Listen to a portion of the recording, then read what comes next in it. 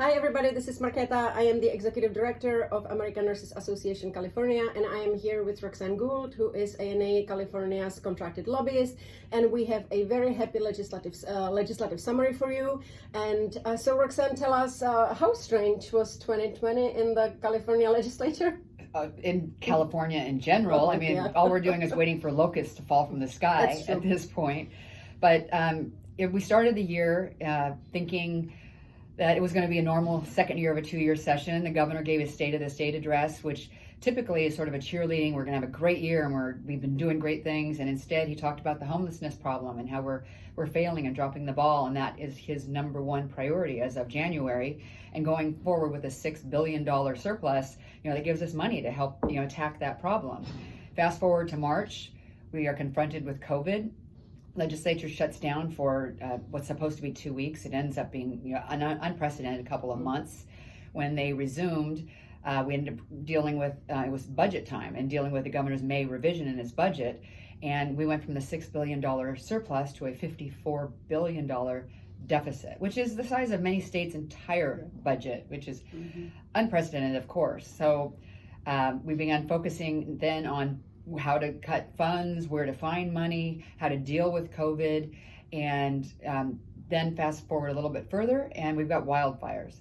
So the state has been playing whack-a-mole right and left. But in the midst of all of this, many of our priority bills continue to move, despite the fact that the governor had given legislators a directive to have, they could only deal with bills in areas of, coronavirus, homelessness, wildfires, and budget. And so, we had a very successful year this year. It's very exciting despite all of the horrible various disasters we've been confronted with. So do you want to talk about a couple of those bills? Yeah, I think that we all know by now that AB 890 from Assemblyman and Chair of the Health Committee in the Assembly, Jim Wood, it passed, and the governor signed it yesterday, I believe, right? September 30th. So there was a very exciting day. And so I think that the legislative committee, our legislative committee, have been kind of discussing it a little bit. And even Teresa at our office reached out to me and asked, how long has it taken? Like, how many years has it been since we've tried to do this? And I keep saying 20, but I've been with ANAC now 5 years, so it must be at least 25. And then some of our members who actually were the founding member of ANAC, they keep saying that it's been almost 30 years trying to pass full practice authority or independent practice, or as we call it, removing barriers to care for nurse practitioners. So we're very excited, right? That was really cool. Really exciting. So what is, I know that, California Association of Nurse Practitioners, they've been working really hard on this, and they were working very close with Jim Wood. But our efforts were really also, let's say, fundamental.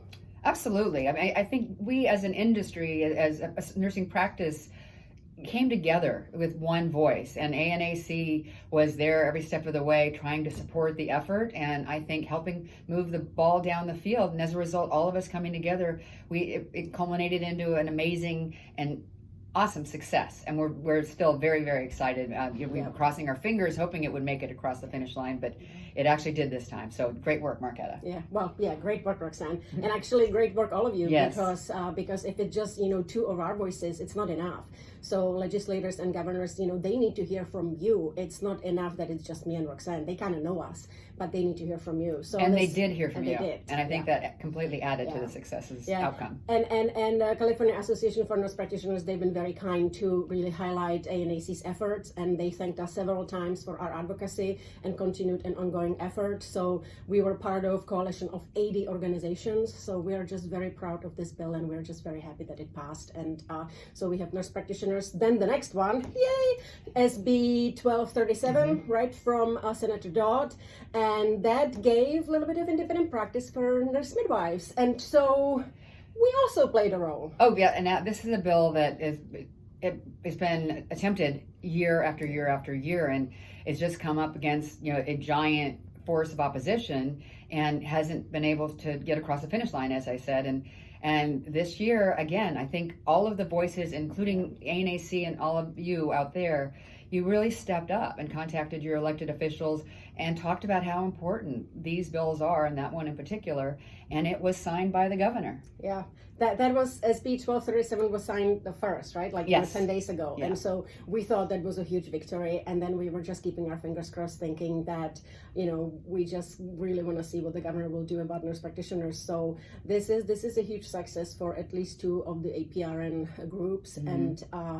And I think that the first stone has been overturned, or yeah. laid or something. And so we will continue to make sure that all APRNs can practice to the full scope of their education and training and certification.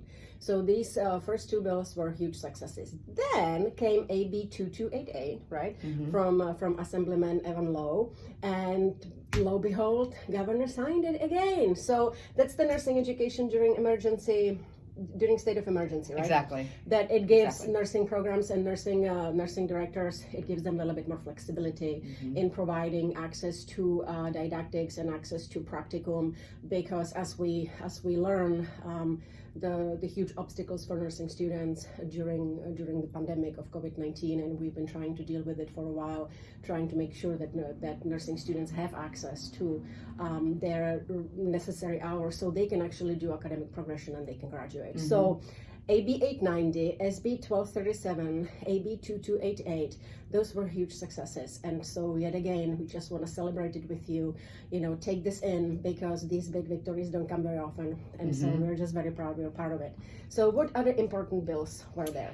There was another bill, AB 2112, relating to suicide prevention. And, we were with the group supporting it, and it was also signed. And I think having all of these measures that we were putting our fingerprints on and trying to assist in getting through the process is a tribute to all of you. But it was signed by the governor, and it's elevating the awareness and the credibility of ANAC with legislators and the governor's office, the administration, and we have them reaching out to us asking, what do we think about AB 2112 or AB 890 or SB 1237. And so I think every year we're making greater headway and creating greater clout for ANAC and its members. So it's just exciting times. Agree. And also it is important to note that September is and was suicide awareness, suicide prevention awareness month.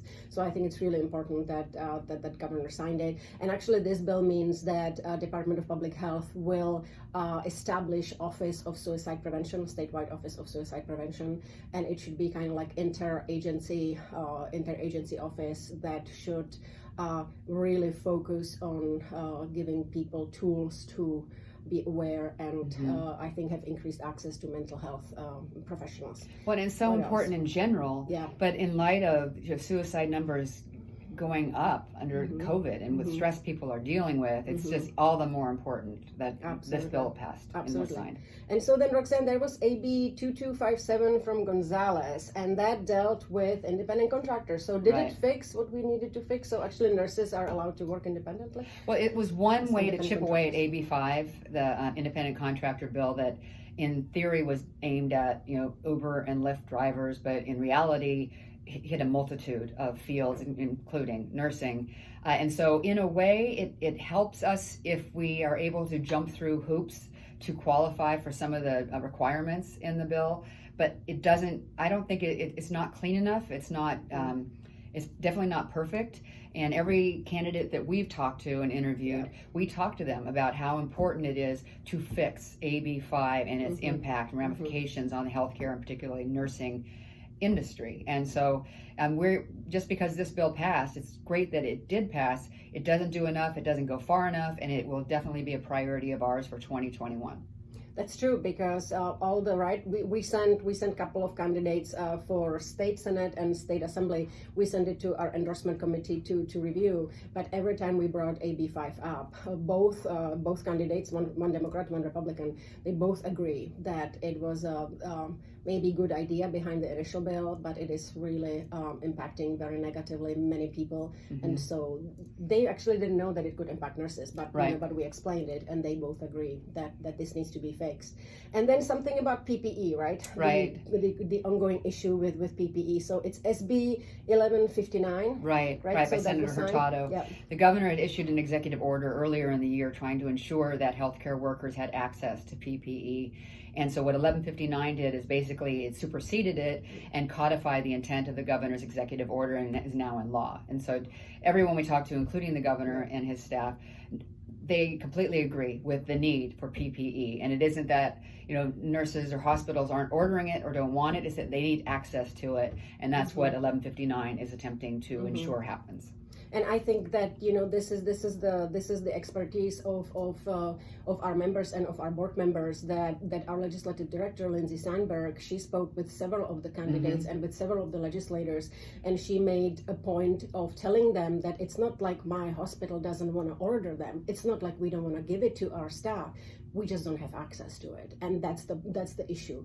That's the biggest problem. And I think that after speaking to legislators on several occasions on this, I think that they are finally understanding that the issue is not that hospitals don't want to protect staff, they just don't have the resources to do so. Now, what else do we have? I think that SB 803, right? That's Senator Beal that also dealt with with mental health, and so SB 803, which we were also supporting, establishes peer mental health peer.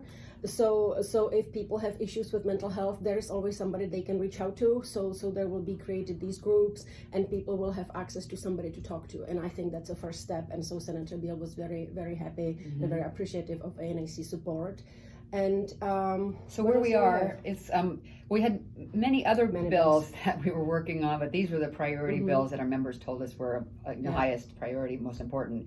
But where we are is the legislature adjourned at the end of August. The governor was given a total of 423 bills sent to him on his desk, and so we were fortunate to be some of the few that were actually signed. He had until September 30th, and he waited until the last few days. And it's probably because he was dealing with a few other things, but he waited until the last few days to act on the measures that were of highest priority to us. And he acted in a way that we completely are appreciative of, and really glad that he did support our positions. So now that he has acted on those, basically we're going into, obviously, campaign season. But if you have ideas of legislative needs, things that are, if you discover a law that impacts you and gets in the way of you doing your job to the best of your ability, and you think there would be a solution potentially by amending a law, or maybe a law that could be passed, reach out to ANAC and give us your ideas. We start the legislative session actually literally on December 7th. Every assembly seat is up for re-election this year. Half of the Senate, so that's 80 assembly members and 20 senators that are up for re-election in November. We don't anticipate significant changes, but you never know. December 7th, they'll be sworn in, and they will be starting to figure out what their bill packages look like. So I guess sooner rather than later, we want to get in front of them and educate them about what our priorities are and what our needs are. And if we have bill ideas, you have bill ideas, we would love to present them for you. Absolutely. And so then hopefully by next spring, COVID will be somewhat under control, and there will be vaccination, which would allow me and Roxanne to go and meet with all the newly elected members. So, starting bright and early, trying to educate them who we are, the difference between ANAC and some other nursing organizations, talk to them about our priorities, explain them our public health, public policy agenda. It's always good to introduce yourself and just kind of start the communication and introduce yourself as a resource. So hopefully COVID will allow us to do so starting spring. So this ends our legislative summary for 2020. We would like to thank you all for your ongoing dedication to nursing, dedication to changes in policy and politics, your membership in this fabulous organization. It has been a great honor, and we are very proud to be working on your behalf and be reaching out to legislators and to governors, and especially now during 2020, Year of the Nurse and a Midwife. Look at the bills that we were able to pass and get signed into law. So that's a huge celebration, huge thank you to you. Please take good care of yourselves. We will be back with you starting January, so we can start covering legislative session 2021. Stay healthy. Bye.